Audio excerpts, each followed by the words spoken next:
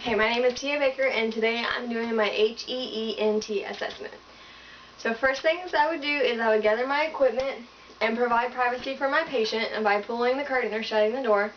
Then I would do my hand hygiene, and while I'm doing my hand hygiene I would look at my patient and notice any physical deformities that he might have. I would also note his hygiene, that he is neat and clean and does not have any odors. I'd also note that his skin color is normal for his ethnicity. And then I would also note that his posture is erect and he's in a good position. Then I would ask him, how are you doing today, Clayton? Good. Okay, and he obviously heard me, so that means his hearing is intact and his speech is clear and he's got a great mood and affect. He's happy and smiling. Then I'd ask, how's your nutritional status, Clayton? Good. Okay. If he was having any trouble with his nutritional status, we could do a 24-hour nutrition recall and then refer him to the appropriate dietitian. So we're going to move on and look at his head and face. There's no obvious cuts or lesions or drainage. I would start by asking him, where are we at today? My house. Okay. And what is the date? April 6, 2016. Okay. And that obviously shows that he is alert and he is oriented to where he's at in the time. Then he's making good eye contact with me, and so that shows that he's also alert. I'm going to inspect his cranium and his scalp and his hair by palpating, and I'm not noticing any lesions, cuts, scrapes, masses. His hair isn't brittle and there's no flaking or dandruff present. Was that tender at all, Clayton? No. Okay. Then we're going to move on and I'm going to check his temporal artery. And I note that it's equal and pulsating on both sides. And we're going to go on and check his maxillary and frontal sinuses. Are any of those tender? No. Okay. We're going to go on and check his temporomandibular joint. Okay, I'm going to have you over your mouth. Okay, and there's no popping or cracking, so that's normal. We're going to move on to his eyes, and we're going to do the confrontation test first to check his peripheral vision. I'm going to have you look right at me and tell me when you can see my fingers, okay? No. No. No. Okay, so he's got great peripheral vision. Then we're going to go on and check his corneal light reflexes with my otoscope. I'm going to shine this light into your eye and check for a reflex, okay? Alright, he blinked, so he's got a great reflex. Then, if I had an ophthalmoscope, I would check for his red reflex. That would be shining light into his pupil and looking at his blood vessels and his optic disc. We're going to move on to his cardinal position of gaze. So I'm going to have you follow my finger with only your eyes and not moving your head.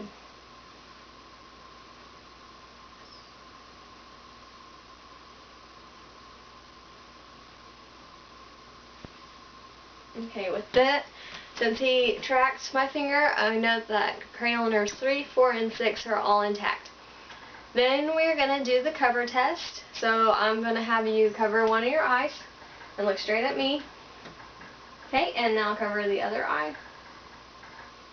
Okay, and his eyes didn't drift or his gaze didn't fall from straight.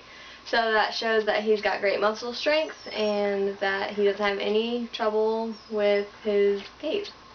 So now we're going to inspect his conjunctiva, his sclera, and his iris and his cornea. So I'm going to pull down on. Alright, and I note that his sclera is white and his conjunctiva is pink. His irises are the same color and his cornea is smooth.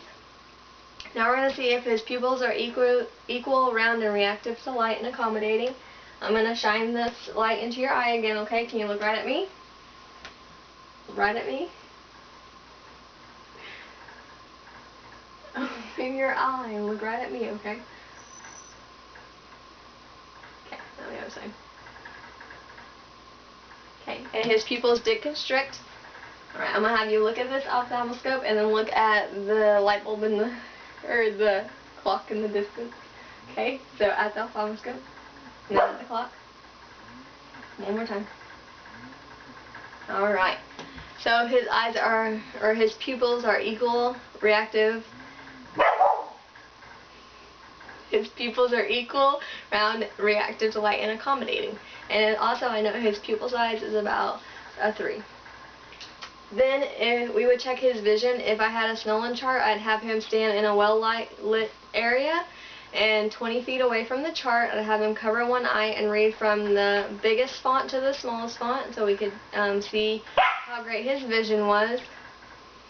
Alright, next we're going to move on to his ears, and I'm going to inspect them for any drainage or lesions or anything like that, and he does not have any. Then I'm going to pull on his pinna, and is that tender at all? No. Okay, so it's not tender. Then we're going to move on. I'm going to inspect his canal and his tympanic membrane with my otoscope. I'm going to pull up and back on his pinna, and I'm going to look into his ear.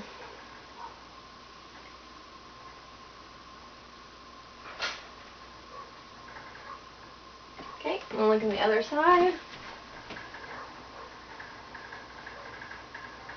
Okay, and I don't see any lesions in his canal, and also his tympanic membrane is pearl color, and it reflects light well.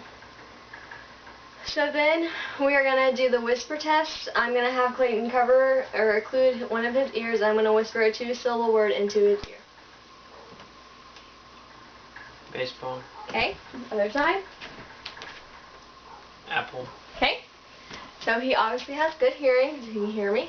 We're going to move on to his nose. I'm going to inspect it for symmetry in his face, and it is symmetrical, and there's no lesions or any drainage. Then I'm going to check his patency of each nostril, so I'm going to have you cover up one of your nostrils and breathe in deep. Okay, and the other side. And did you have trouble breathing out of either nostril? No. Okay, so then we're going to move on, and I'm going to inspect the inside of his nose, his mucosa, his septum, and his turbinates with my otoscope. And have you tilt your head back just a little bit. I'm going to push up on your nose just a slight bit. Alright. Okay, and his mucosa is moist and pink. His septum is not deviated, and his turbinates do not have any polyps on them, so it's normal. I'm going to move on to his mouth and his throat. And with the otoscope again, I'm going to inspect his buccal mucosa, his teeth, his gums, his tongue, the floor of his mouth, and his palate. Okay, I'm going to have you open your mouth. Okay, and I'm noting that I don't see any lesions. He doesn't have any missing teeth. The floor of his mouth is vascular, and the roof of his mouth is a good color and white. I'm going to have you stick out your tongue.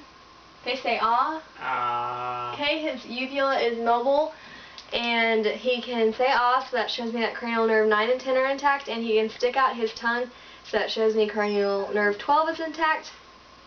He does still have his tonsils, and his uvula is mobile. Alright, so we're going to move on to his neck. First I'm going to look at it for any masses, which there is none, any pulsation, which there is none, jugular distension, and there is none. I'm going to palpate for his carotid pulse.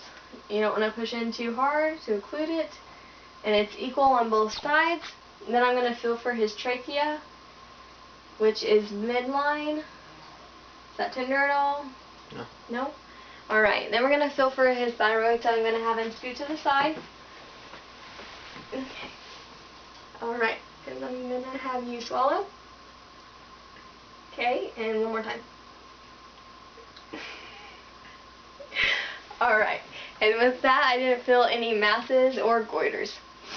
Alright, so after we've done his pulse and felt his trachea and his thyroid, we're going to move on to his lymph nodes. Alright, I'm going to feel with the tips of my fingers in a circular motion, and I'm going to feel for his preauricular, his postauricular, his occipital, his submental, submandibular, tonsillar, his superficial clavicular, his posterior clavicular, and then his supraclavicular. And then also I'm going to have him turn his head to the side, and I'm going to feel for his Deep cervical, which most of the time you won't be able to feel these because they're so deep. Other side. Alright. And then I'm going to note with that they're all pea size and there is no, they're not hard. And were they tender? Any of them? No. Okay. So then we're going to check his range of motion. I'm going to have you put your chin to your shoulder, down to the shoulder, and down your chest. Okay, he's got great range of motion. But now we're going to check his muscle strength. Can you push up on my hands? Okay, and this side, and this side.